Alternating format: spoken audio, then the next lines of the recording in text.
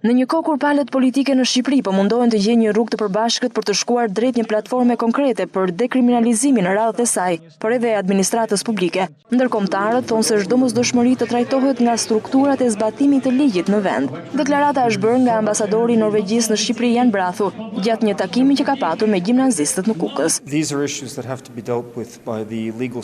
Çështja e dekriminalizimit është një çështje që duhet trajtuar nga strukturat e zbatimit të ligjit në Shqipëri. Shqipëria me institucionet e saj ka nisur procese që janë në lëvizje, por finalizimin e kësaj çështje. Ky proces duhet lënë që të ndjek rrugën përmes sistemit, ndërkohë që faktori ndërkombëtar është duke vëzhguar procesin e dekriminalizimit me shumë vëmendje. Dua të theksoj se në Europë zbatimi i ligjit është prioritar.